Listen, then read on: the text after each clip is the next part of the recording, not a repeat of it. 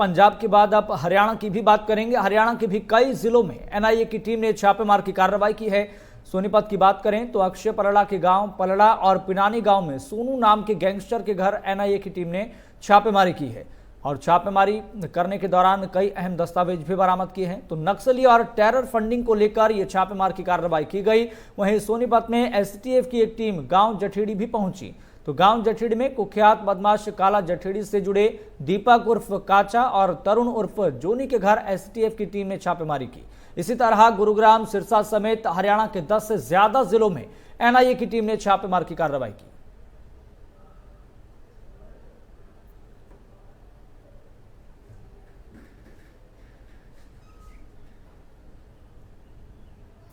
तो तस्वीर हम आपको दिखा रहे हैं। न केवल पंजाब बल्कि हरियाणा में भी इसी तरह से छापेमारी की गई है। पंजाब में 12 से ज्यादा जिले और हरियाणा में 10 से ज्यादा जिलों में इस तरह की कार्रवाई की गई है, चूंकि कई गैंगस्टर और कई जो संदिग्ध व्यक्ति हैं, जो उनके लिंक है, जो उनके तार हैं, वो गैंगस्टरों के साथ जुड़े हुए पाए गए। यहां तक कि नार्को टेररिज्म की बात लगातार कही जा रही है, विदेशी फंडिंग की बात लगातार कही जा रही है और इसी के मद्देनजर कई गाँव में जो गैंगस्टरों के ठिकाने थे, यहां तक कि जो उनके घर थे, वहां पर भी छापेमारी की गई है।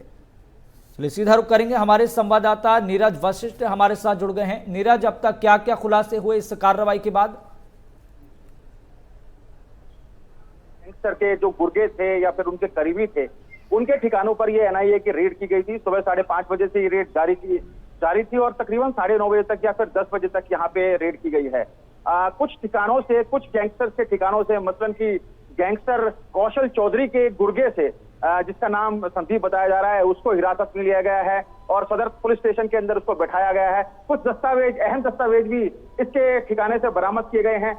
एनआईए के सूत्रों की माने तो एनआईए को शक था कि कौशल चौधरी का ये क्लासमेट रहा है। हालांकि इसके ऊपर जो मुकदमे थे 2011 में ही वो तमाम मुकदमों से बरी हो चुका था, लेकिन कुछ इनपुट्स थे कि जेल में बैठकर गैंगस्टर किस तरह से अपने नेक्सस को ऑपरेट कर रहे थे और इसी के तहत इस गुरुग्राम के नागपुर रूपा में रेड की गई थी। अमृतपाल के करीबी सेक्टर 40 में एक व्यवसायी हैं, उनके वहां पर एनआईए के द्वारा रेड की गई थी।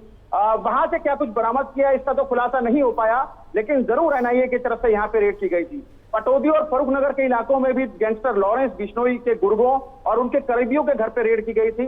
वहां से भी एनआईए के द्वारा कुछ मोबाइल फोन को बरामद किया गया है, कुछ दस्तावेज को बरामद किया गया है और ये लगातार रेड इसलिए भी की जा रही है कि जो नेक्सस चल रहा है गैंगस्टर्स का, जिसको कि जेल में बैठकर ये ऑपरेट कर रहे हैं, मसलन की जो नशे का कारोबार है, मसलन की जो सट्टेबाजी का कारोबार है, मसलन की जो अवैध वसूली का कारोबार है, इन तमाम को कैसे रोका जाए, कैसे उनके ऊपर लगाम लगाई जाए, इसको लेकर ये एनआईए की रेड बार बार की जा रही है।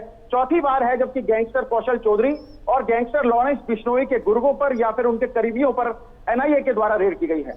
जी नीरज, स्वाभाविक है, एक बड़ा सवाल यहां पर यह भी बनता है, क्योंकि हम लगातार देख रहे हैं, ऑब्जर्व कर रहे हैं कि 1.5 से 2 महीने के अंतराल में इस तरह की कार्रवाई एनआईए की तरफ से देखने को मिल रही है, चाहे बात पंजाब की हो, हरियाणा की हो या फिर उत्तर भारत के किसी भी राज्य की हो। लेकिन कितनी सफलता मिल पा रही है? क्या ये गैंगस्टर रुकने का नाम ले रहे हैं? क्या ये गैंगस्टर अपने गुर्गों के जरिए जो गैंग्स को ऑपरेट करते हैं, क्या ये रुकने का नाम ले रहे हैं? और एनआईए को कितनी सफलता इसमें मिल पा रही है, ये भी एक बड़ा सवाल बनता है।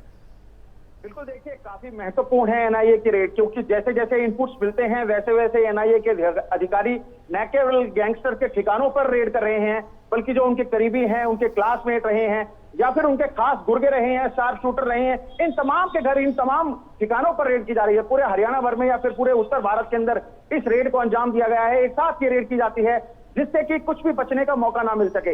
बार बार इनपुट्स मिलते हैं एनआईए को गैंगस्टर्स के द्वारा और जैसे ही ये इनपुट्स एनआईए के पास आते हैं वैसे ही तमाम ठिकानों पर रेड की जाती है। हालांकि अभी कोई बड़ी उपलब्धि एनआईए की तरफ से ये खुलासा नहीं किया गया है कि इनके ठिकानों से क्या कुछ महत्वपूर्ण था जो कि एनआईए के द्वारा यहां से बरामद किया गया, लेकिन जरूर ये रेड जारी है और गैंगस्टर्स के जो नेक्सस हैं उनको बेनकाब करने की तैयारी या फिर उनको बेनकाब करने की तैयारियों के मद्देनजर भी इस रेड को देखा जा सकता है। जी नीरज, क्या एक फहरिस्त भी बनाई गई है कि हरियाणा में कौन कौन से जिले में कौन कौन से गैंग लगातार एक्टिव हैं? बिल्कुल, देखिए तमाम जो गैंगस्टर हैं या फिर उनके नेक्सस हैं, उन तमाम लिस्ट जो है वो एनआईए के पास है, गृह मंत्रालय के पास है और इसी लिस्ट के मद्देनजर तमाम तरह के इनपुट जैसे भी एनआईए के पास आते हैं या फिर सुरक्षा एजेंसियों के पास आते हैं, वैसे ही एक साझा के तौर पर इसे साझा किया जाता है इन तमाम इनपुट्स को, और उसके बाद इस तरह की रेड की जाती है।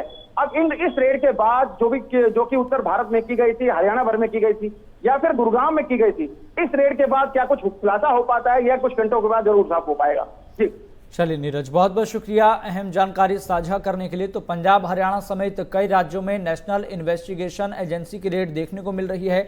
हमारे संवाददाता गुरुग्राम से नीरज वशिष्ठ हमारे साथ जुड़े हुए थे। उन्होंने कहा कि कुछ अहम दस्तावेज और कुछ अहम जानकारियां, कुछ अहम इनपुट लगातार एनआईए को मिल रहे हैं, जिसके आधार पर ये कुछ अंतराल के बाद इस तरह की एक बड़ी कार्रवाई देखने को मिलती है।